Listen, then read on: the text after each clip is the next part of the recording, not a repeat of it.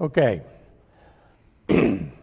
So just as we're beginning, I'd like to go through and do a little context for us as we're getting started into Exodus. Somehow we spent 2 quarters on Genesis, and we're going to spend 1 quarter on Exodus through Deuteronomy. So don't blink, don't miss a class. No, actually most of our time is going to be spent on Exodus, and we will devote some time to the other books. Wish we had more time in Numbers. Leviticus is being taught in one of the other classes if you want that. But and then we'll be ending up with Deuteronomy. So if you turn over to Exodus, first of all, just some basic stuff as we're looking at it.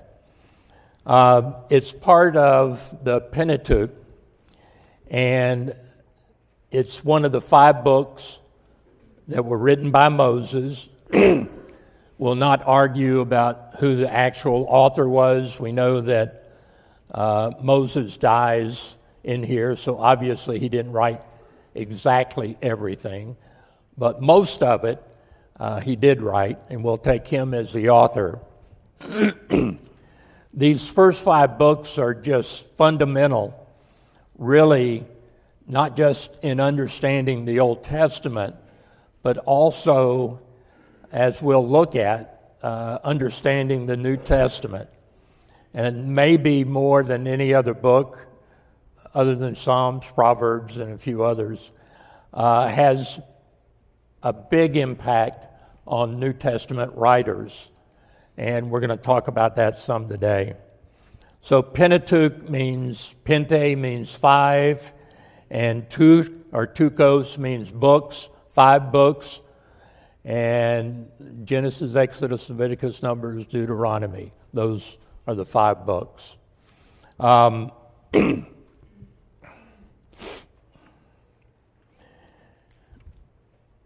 In the general context is, and to me, it's important for us to know that the Old Testament, a lot of times, I know myself as a new Christian, I looked at the Old Testament as important, but it was the Old Testament, and salvation for us is what's addressed in the New Testament.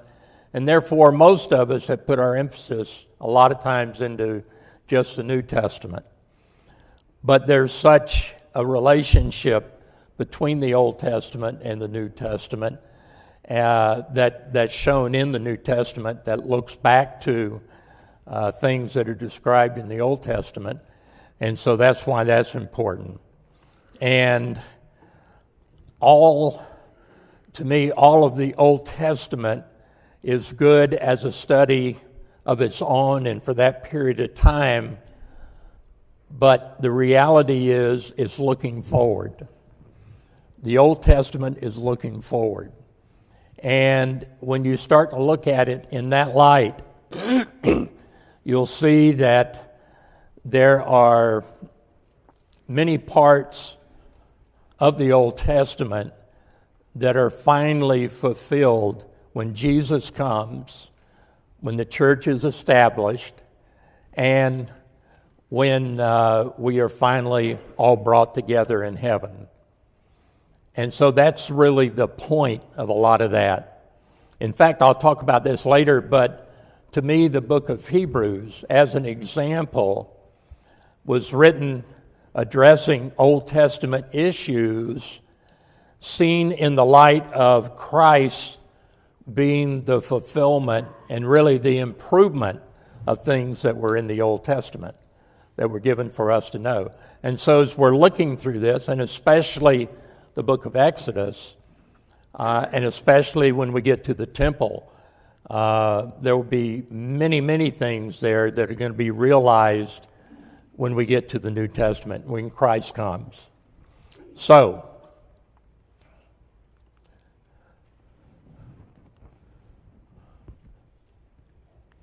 try that one. Okay, that works. So our context is the Pentateuch, general context we talked about. And now I just put in those 5 P's because I like alliteration. And so I like that tool. So you'll be seeing that some. But as far as a plan, God's plan precedes everything.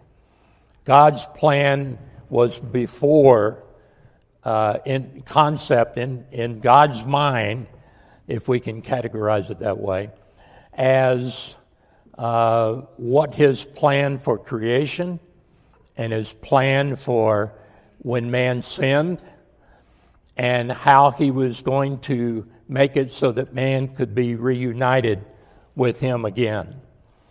And so one of the places you can see that is Ephesians 3. You can look at verse 8 on that. I'm not going to read all of that. But down in verse 11 it says, according to the eternal purpose which he accomplished in Christ Jesus our Lord. And there are many other passages we could look at that talk about the mind of God and how his mind had put into place a plan that he then worked out over time. And we'll see this unfolding as we're going through the various books, especially the book of Exodus. Power. God's power is not only displayed in creation, but it's displayed throughout the book of Exodus. We see God's hand, especially when we're looking at the plagues, and especially when they're in the wilderness wandering. And so, again, that's where we see God's power. Promises. Especially we're focused on the promises he made to Abraham, and later to Isaac, and then later to Jacob. And that promise is made, and again we can see all of that fulfillment coming about. And then various prophecies that we have in the book of Exodus. It says, but the Lord, in Exodus 6:1, now you shall see what I will do to Pharaoh. With a strong hand he'll send them out, and with a strong hand he will drive them out of this land. And another place, when we get to Deuteronomy, it says in Deuteronomy 18:15, the Lord your God will raise up for you a prophet like me from among you, from your fellow Israelites. You must listen to him. So you see specifically Moses, in writing Deuteronomy, being linked with Jesus Christ. And the linkage with Christ, there are many that go back from Moses to Christ. And then patterns. In Exodus 25:9, he says, according to all that I'm going to show you, as the pattern of the tabernacle and the pattern of all its furniture, just so you shall construct it. There's a pattern to do that. In a similar way that Noah was given instructions that were a pattern on how to build the ark. And so these patterns are important because we can look back on this and understand today as Christians how that pattern can apply to us in the things that we do and where it all started. And then finally, providence. God's hand providentially, we can see in Exodus, especially at the very beginning, and really all the way through. So anyway, plan, power, promises, prophecies, patterns, and providence. So, there are 2 dates considered for this. A lot of this stuff, in my opinion, is not essential to our salvation. It's interesting to understand it. It's interesting to dig into it. And several of the things that we'll be talking about today in the introduction, there are discrepancies among scholars, Bible scholars, and several differences. For example, the 1446 date or the 1290 date. For purposes of the class, I want to use the 1446 date, which is both dates have some problems in terms of getting exact fits on everything as far as the children of Israel, Moses' time, and them going through the Exodus. And Bible scholars, people that have spent their lives studying this stuff, don't come to agreement on this. So again, it seems to me from what I've studied, 1446 or thereabouts would be the date that we would use for this. And then we get that from 1 Kings 6:1. And in 1 Kings 6:1, Solomon builds the temple. And it says, in the 480th year after the Israelites came out of Egypt, in the 4th year of Solomon's reign over Israel, in the month of Ziv, the 2nd month, he began to build the temple of our Lord. So you look at that and look at other passages, and you calculate back and get to the 1446 date. And again, there's a lot of scholars that believe it's the early or the late date, but we're not going to get into the arguments about that. I don't think that's as important for our class.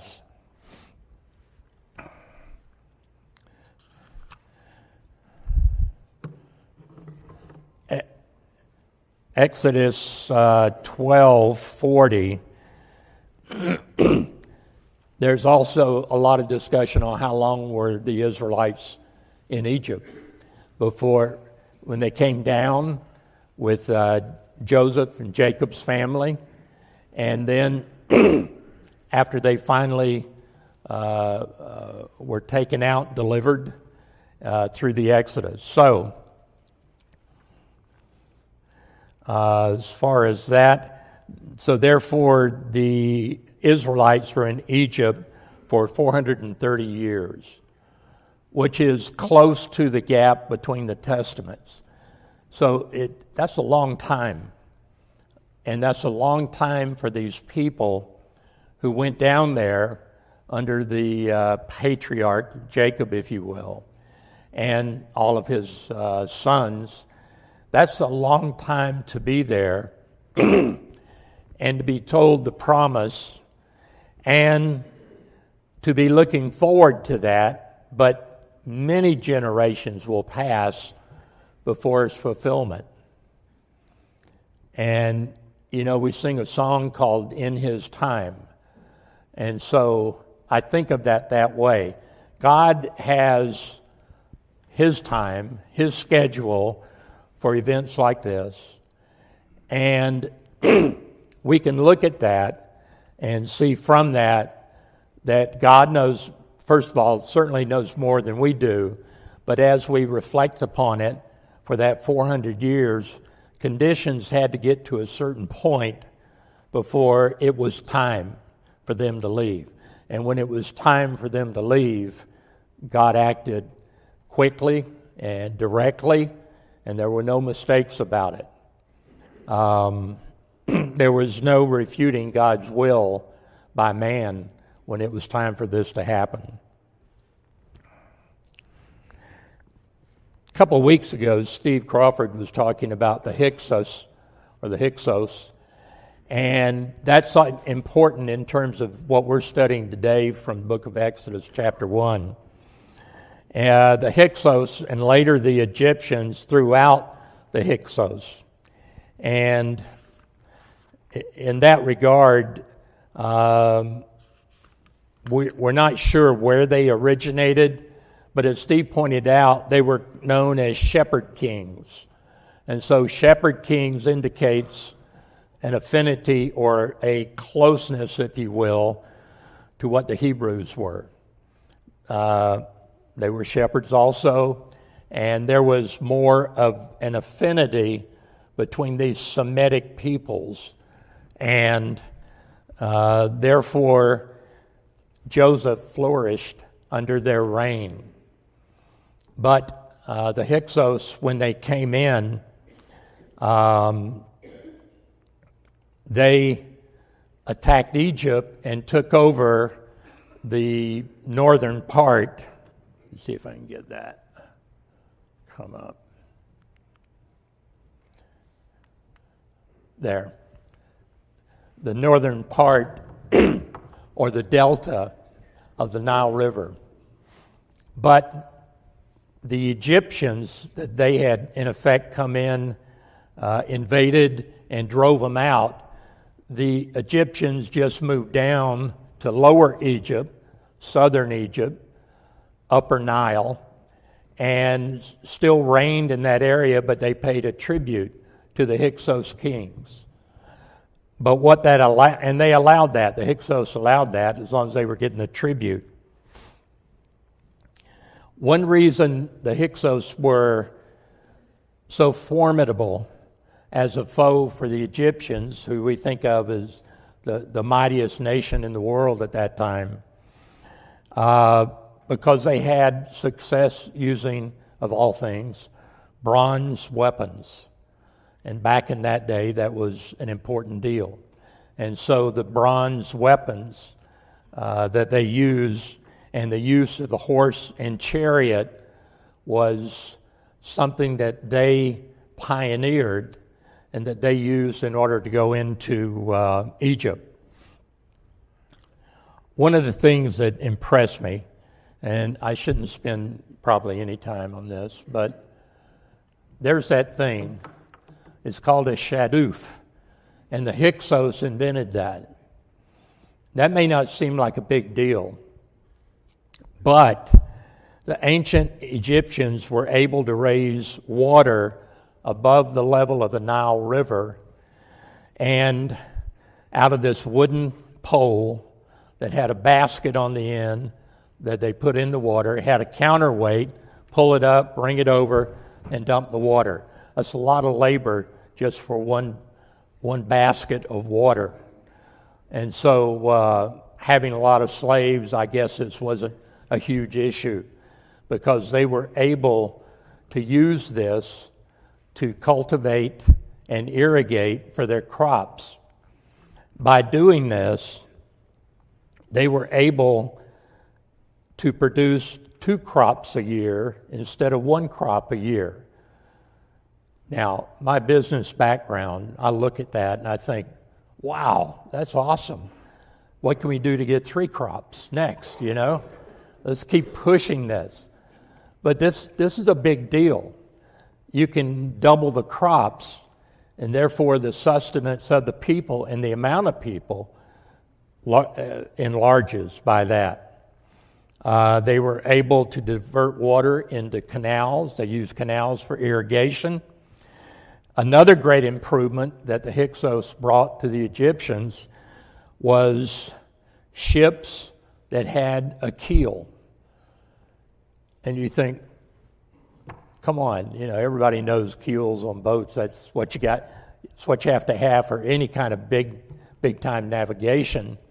Well, the Hyksos are the ones that brought it there, and they used that in order to do trade with the Mediterranean islands. And so again, they expanded what they were able to do and where they were able to go as Egyptians because of that. And I mentioned they used the horse and chariot during their invasion. Well, we're going to see that upon the Exodus as they're going out, the children of Israel, that the Pharaoh then is loaded with chariots. And this comes about as a result of the influence of the Hyksos. And maybe their greatest contributions that they made were the active preservation of Egyptian documents. They used papyrus, And in addition to tablets of stone, they used papyrus and preserved a lot of the ancient Egyptian documents. And therefore, we have those remnants from that and can understand the history of the Egyptians a lot better. Just a quick list of some of the things that the Hyksos invented and left for the Egyptians. The scimitar, anybody know what a scimitar is? We have military people, I'm sure they know. It's a short sword that's curved. That's a scimitar. Allows improvements in the military. In fact, I don't know if this had an influence on the Romans or not, but the Romans soldiers had a relatively short sword as opposed to their enemies. And what their commanders told them was, you can even all of that out by simply taking a step closer to the person you're engaged with. So don't worry about it being short, getting closer, which puts them more in harm's way, of course. But that was their solution for that. Horse and chariot, I mentioned. Bronze weaponry. Introduction of new fruits and vegetables. The introduction of the humpback zebra cattle. Big deal. Well, these look like Brahmins or Brahmers if you were raised in Florida like I was. And they had a big hump on their back. They were striped to some degree. And they introduced that as cattle there. They improved the potter's wheels, vertical looms, and they had superior military tactics. So all of this goes into what the Egyptians are going to become, and especially under the 400 years when we get back to Egyptian rule. Now, I mentioned all the parts or how everything points toward the New Testament. I'm just going to go straight to the end now, and I want to look at the inclusion of Exodus in the New Testament. First of all, it's in the Gospels. Now, you know just from memory, if you think about it, so many passages in the New Testament are out of this time of Exodus that we're talking about here. So, if you look in Matthew, I'm not going to put these up there, but Matthew 2:20, Jesus and Moses both are similar in that they were threatened by a ruthless king, and as babies, they faced death from ruthless kings. And the thing that Jesus is told, his family is returned, for all those who sought for your life are dead. Same thing that Moses' people were told. The king that sought your life is dead. You can return now. We'll develop that more today. In chapter 4, verse 2 of Matthew, it talks about how Jesus fasted 40 days and 40 nights when he was going through his temptations. And Moses at Mount Sinai fasted 40 days and 40 nights. Another similarity between those two.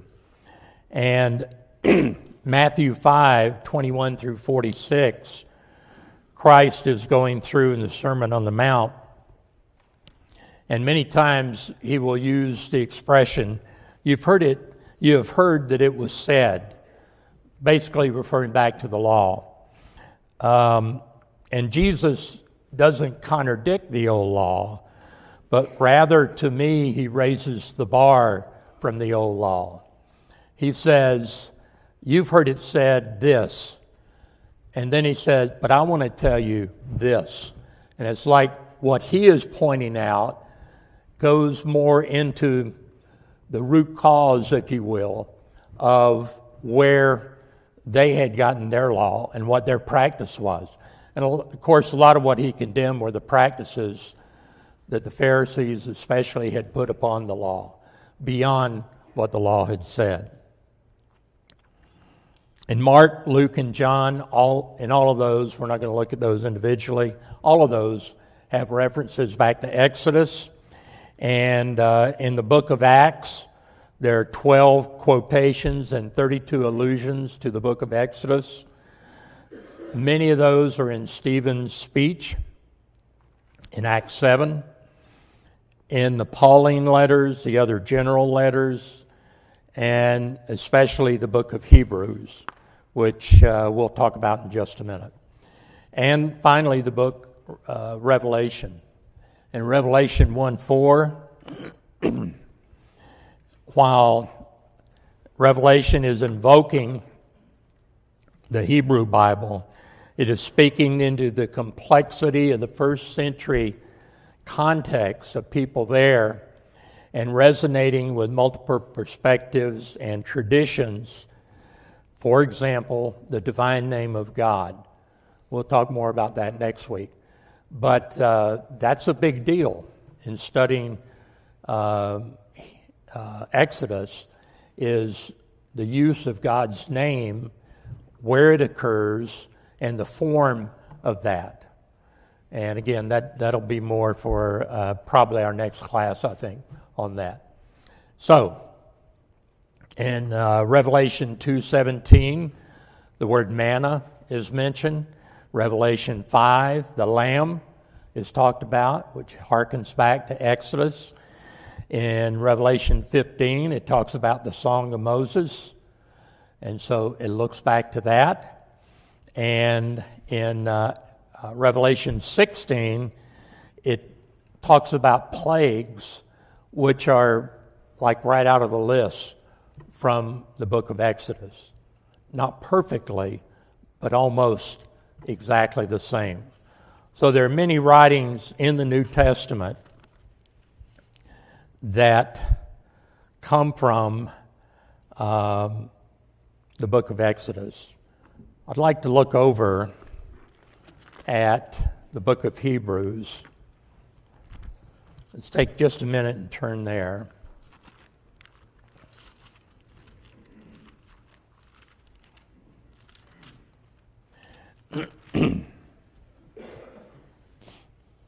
If you look starting in chapter 3 of Hebrews,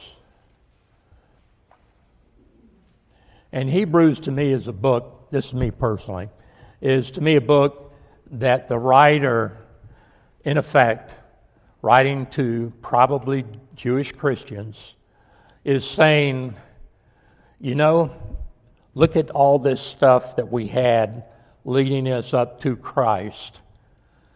That's all well and good, but that wasn't the point.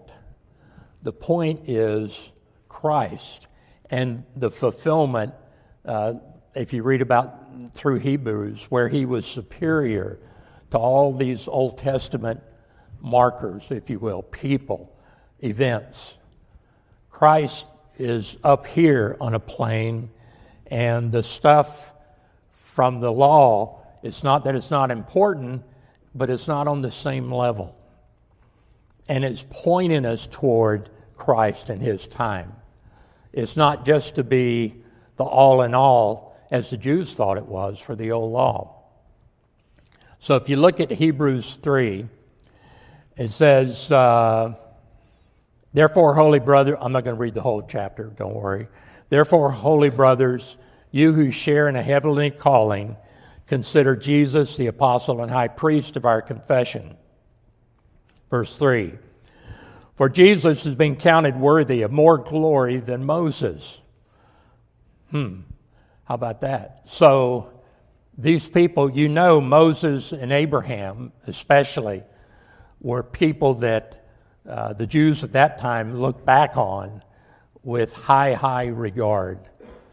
And the writer of Hebrews, whoever that was, is saying it was important, but not just for the purpose of that time and all the way through to today when this is written, but the Christ coming and fulfilling that old law. That's what the important thing is.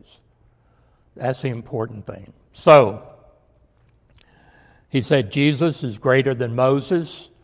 Moses was a deliverer, primarily, but he was also a prophet. And through his family, the priesthood came. And as a result of that, Moses had this greatness associated with him. But if you look at that and you see, well, Christ is just so much greater because he's all of that. And he's better than the angels. And he's better than the prophets. And he, just better. And again, to me, it seems that the writer in Hebrews is saying, that's important, but hey, this is what it's all about here. Isn't that wonderful? We've moved to a new level. We're not just restricted under the old law anymore. We have a superior law, if you will, the Christian law or Christ's law. Okay, chapter 4, and this really starts chapter 3, verse 7, talking about the rest for the people of God. And again, I'm not going to read it all, but in verse 16 of chapter 3, for who were those who heard and yet rebelled? Was it not all of those who left Egypt, led by Moses?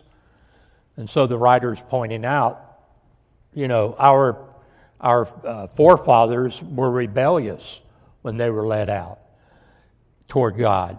They were rebellious toward Moses and toward God.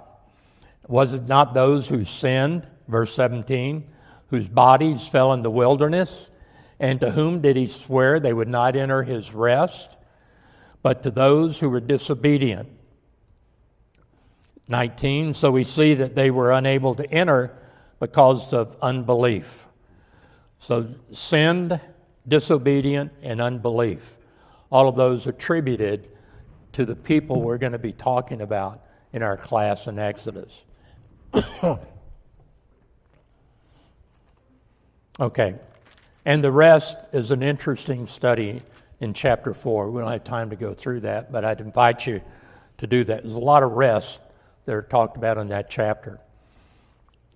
Of course, the eternal rest is what we're looking for. Okay,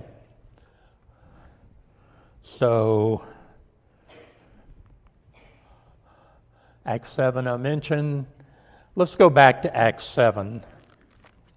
That's the stoning of Stephen.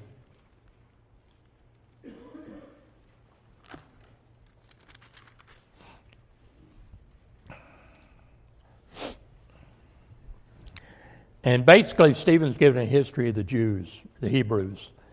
And in talking about that, if you go down to verse 9, and the patriarchs, jealous of Joseph, sold him into Egypt, but God was with him and rescued him. And our fathers could find no food, and Jacob heard there was grain. Basically talks about Jacob being sent down, and gets into verse 14. Joseph sent and summoned Jacob, his father, and all his kindred, 75 persons in all. And one of the passages we're going to read says 70 persons in all. You can figure out why there's a change. It depends on who they were counting. But 70 and 75 is close. It's not a material discrepancy as far as I am concerned. So we're not going to dwell for a long time on that. But just know that that's the way it is. And then Hebrews 3 and 4.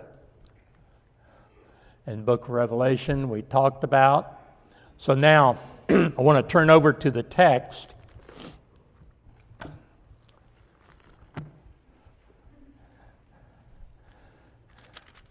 And we'll look at Exodus chapter 1.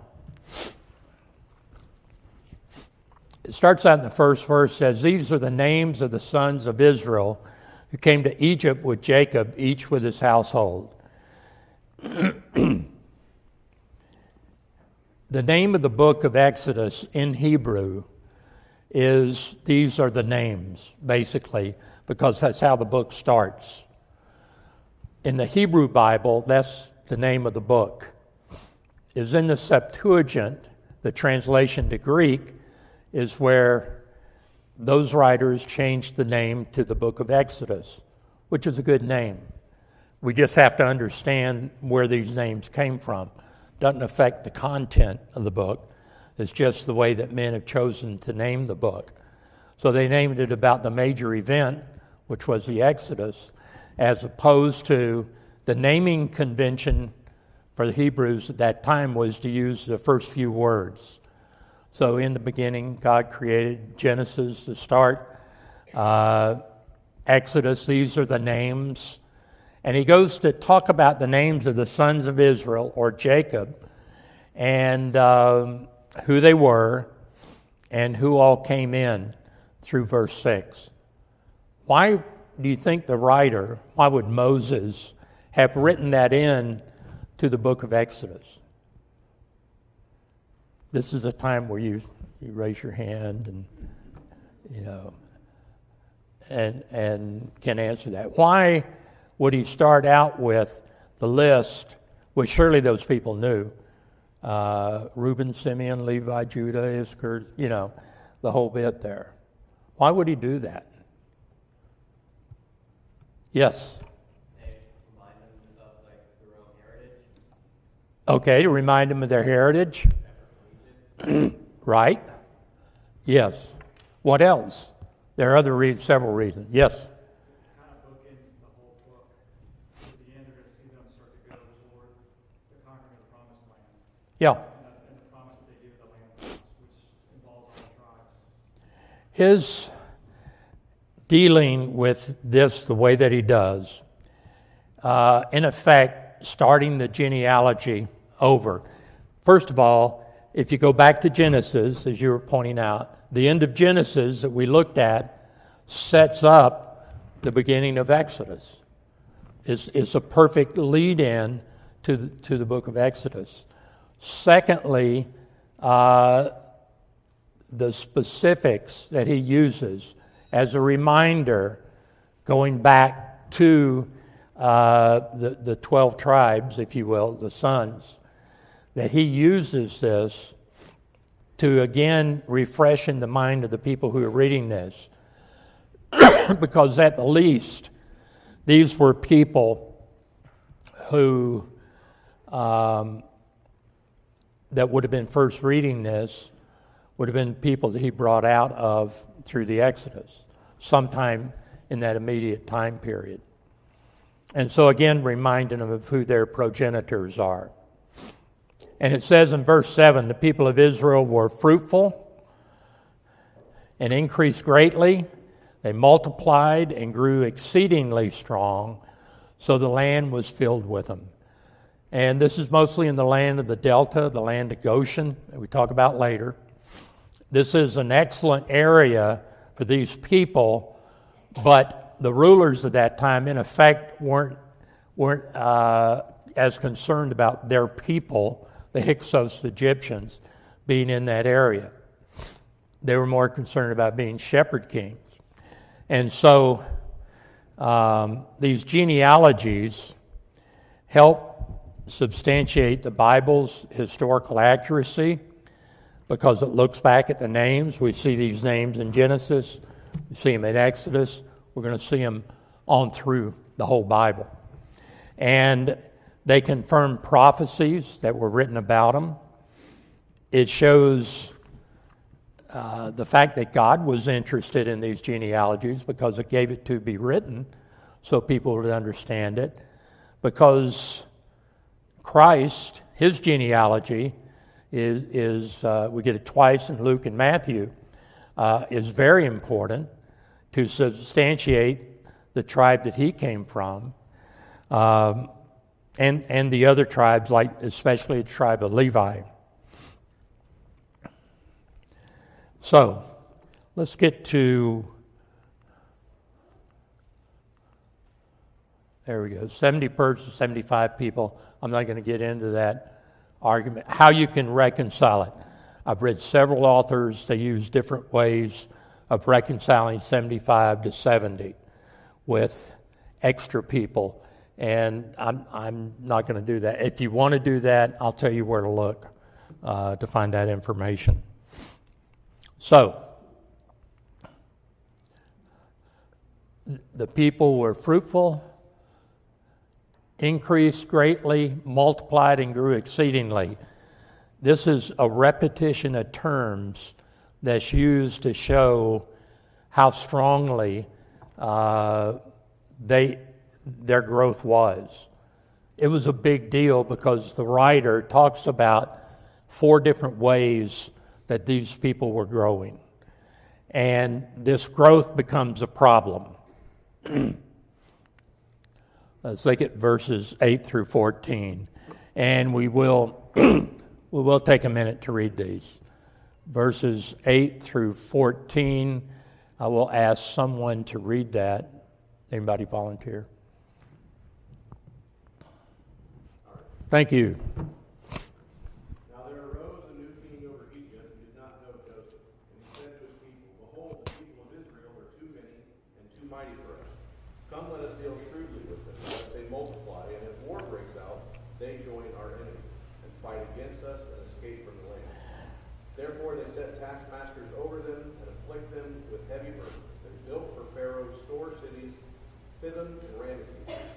But the more they were oppressed, the more they multiplied, and the more they spread abroad. And the Egyptians were in dread of the people of Israel.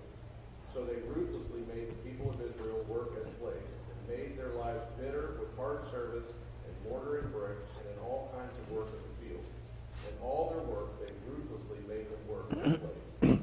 So you see, first of all, an event happens. A new king over Egypt, a new Pharaoh. And it says, who didn't know Joseph. What does that mean? He didn't know him. It was 400 years later. How could he know him? Know him personally, know of him, and didn't care about him, obviously. And in fact, Joseph's descendants, he looks at, and they just keep spreading. It reminds me of, you ever stepped on a spider that was carrying egg sac? I have. You step on it, and 1,000 spiders just go all over the place. And I think of it as this way. It's just like the Egyptians are trying to step on them. Excuse me. But it's not working out. And so, here they go from being an elevated status, Joseph's kids, if you will, to his descendants being slaves and detested by the new rulers. We'll talk more about that on Wednesday night. So we'll stop now and